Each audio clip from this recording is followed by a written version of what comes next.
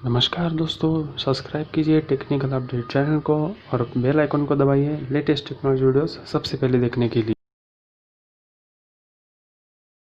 नमस्कार दोस्तों, आप सभी का बहुत बहुत स्वागत करता हूं अपने चैनल पे। और आज आपके लिए लेके आया हूं एक नया ब्रांड न्यू टेक अपडेट का वीडियो जिसको सुन के आपको खुशी होगी। तो नमस्कार दोस्तों, मेरा नाम है अभिषेक और आप देख रहे हैं टेक्निकल अपडेट का चैनल। तो चलिए शुरू करते हैं बिना किसी टाइम वेस्ट करते हुए।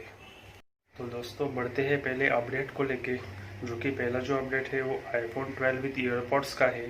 ठीक है, तो आईफोन ने शुरू में ही मतलब 2020 के शुरू में ही डिक्लेयर किया था कि अपने आईफोन 12 के जो प्रोडक्शन है तो उसमें वो आपको चार्जिंग और ईयरपॉड्स ये दो चीज़ बॉक्स में इंक्लूड नहीं करेगा। सिर्फ आपको बॉक्स और उसके बॉक्स में आईफोन 12 ही मिलेगा। ठीक है, तो ये चीज़ जो बताई थी तो वैसे ही आईफोन ने कर दी कि सब जब आईफोन 12 लॉन्च हो गया था तो आई बॉक्स में आईफोन 12 था। ठीक है, तो बॉक्स में आईफोन मतलब चार जो फ़ोन लॉन्च किए थे यानी iPhone 12 mini, iPhone 12, iPhone 12 pro और आईफोन 12 प्रो मैक्स, ये चार मोबाइल जो लॉन्च किए थे तो उस चार मोबाइल के जो बॉक्स में सिर्फ आईफोन 12 ही आएगा। ठीक है, तो जैसे आईफोन ने जो डिक्लेयर किया था वैसे आईफोन ने कर दिया पूरी दुनिया में। जब आईफोन लॉन्च किया गया है तो उसके बॉक्स के साथ सिर्फ आईफोन 12 ही मतलब आईफोन 12 ही स्मार्टफोन ही मिला है। बाकी बॉक्स में एडेप्टर वगैरह कुछ भी नहीं मिला किसी को। बस सिर्फ दुनिया में एक ही ऐसी कंट्री है जिसको आईफोन के एप्पल के कंपनी को आईफोन 12 के बॉक्स के साथ ईयरपॉड्स देने पड़े। ठीक है, तो वो कंट्री है फ्रांस।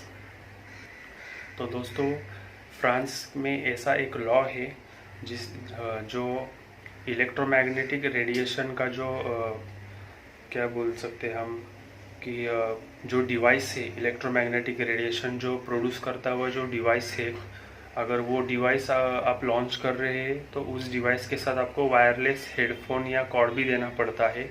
ऐसा एक वहाँ का लॉ है फ्रांस का। तो उस लॉ के हिसाब से सिर्फ आईफोन में आपको आईफोन में जो एप्पल कंपनी है उसको ईयरपॉड्स देने पड़े वहाँ पे।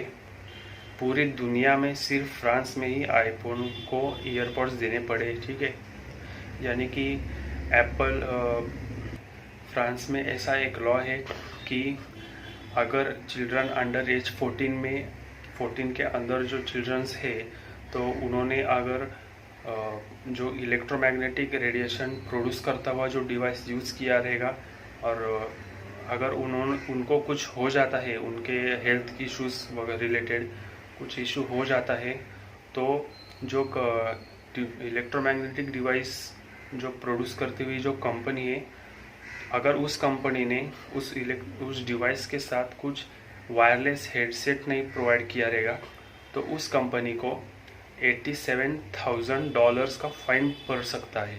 जी हाँ, तो ऐसा एक लॉ है फ्रांस में। तो उस लॉ के तहत एप्पल कंपनी को आईफोन के साथ सिर्फ फ्रांस में, पूरी दुनिया में सिर्फ फ्रांस में ईयरपॉड्स प्रोवाइड करने पड़े। बस सिर्फ ईयरपॉड्स प्रोवाइड किए, बाकी चार्जिंग वगैरह जो एडेप्टर रहता है तो बाकी कुछ भी नहीं प्रोवाइड किया है। मतलब ये बहुत बेहतरीन लॉ है फ्रांस का। मुझे लगता है पूरी दुनिया में ये लॉ, पूरी दुनिया के जो कंट्रीज़ है तो उसमें ये एप्लीकेबल करना चाहिए। और इंडिया में तो देखते हैं कब होता है ये, मतलब प्रोग्रेस पता नहीं, कुछ कह नहीं सकते इंडिया के बारे में इसके रिगार्डिंग।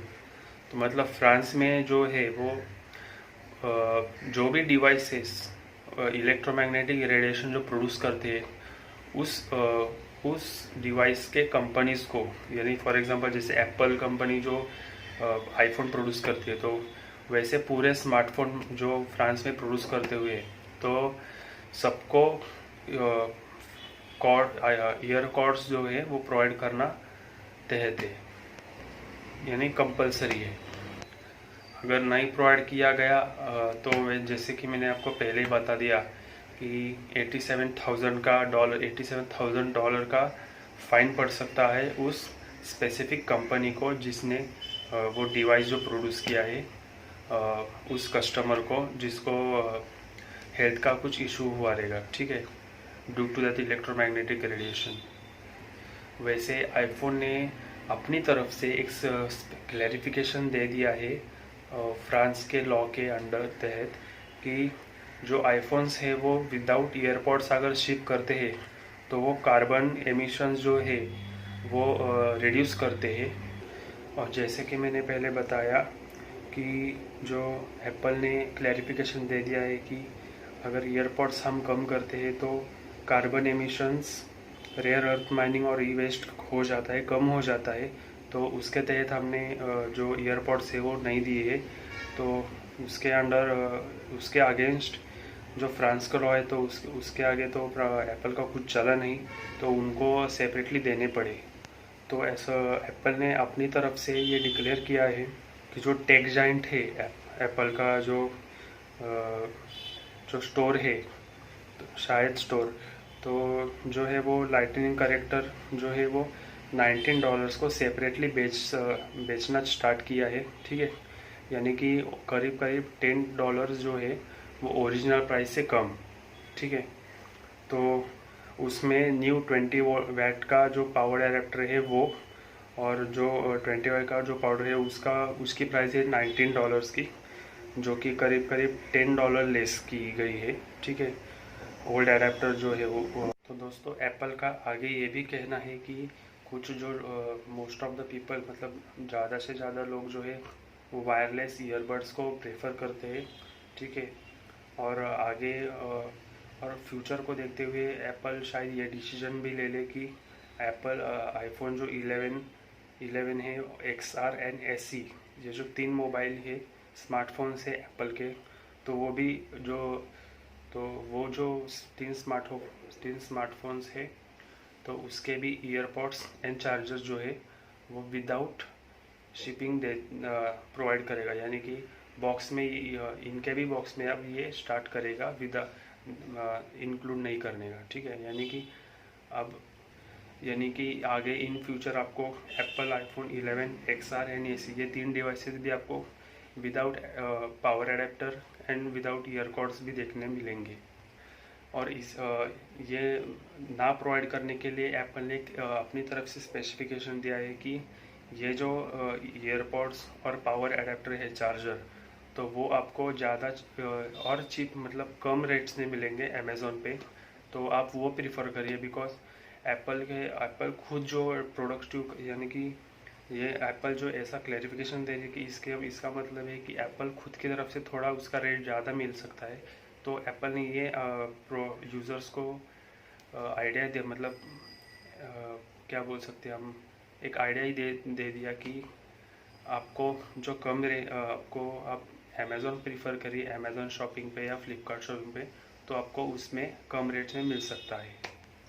तो दोस्तों बस यही थी पूरी कहानी एप्पल आईफोन 12 की और ईयरबड्स का जो इशू है वो लेके फ्रांस में। तो यही थी पूरे डिटेल जो मैंने आपको प्रोवाइड किए। तो बता देना मुझे कि क्या आपको ये मतलब सही लगा या पूरे कंट्री को ये रूल जो है फ्रांस का वो अप्लाई करना चाहिए।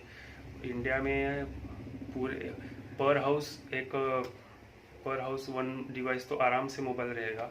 तो आप यूज़ करते ईयरकॉर्ड्स में मुझे बता देना कमेंट बॉक्स में, और अगर नहीं यूज़ करते तो प्लीज़ करना, बिकॉज आपको वो रेडिएशन जो है इलेक्ट्रोमैग्नेटिक रेडिएशन तो वो हार्मफुल है, ठीक है। सो आप एक बार सोच विचार करिए इसके रिगार्डिंग, ठीक है, इलेक्ट्रोमैग्नेटिक रेडिएशन के रिगार्डिंग, और स्टडी भी करना उसके रिलेटेड, ताकि आपको समझ जाए कि आपका जो स्मार्टफोन है वो कितना इलेक्ट्रोमैग्नेटिक रेडिएशन प्रोड्यूस करता है, ठीक है। शायद गूगल में रहेगा, मतलब इंफॉर्मेशन रहेगा हर एक ब्रांड के जो कितना इलेक्ट्रोमैग्नेटिक रेडिएशन जो प्रोड्यूस करता है वो आपको मिल जाएगा, ठीक है। तो बता देना मुझे आपको ये वीडियो कैसा लगा, ठीक है। और इस वीडियो को लाइक और शेयर ज़रूर करिए, बस हर बार की तरह दबा डालिए जोर से लाइक बटन। यदि आपका कोई सुझाव हो तो नीचे कमेंट्स करना ना भूलिएगा। बस मैं आपका रोज़ाना ऐसे नए टेक के वीडियोस लेके आता रहूँगा। तो दोस्तों जय हिंद, वंदे मातरम।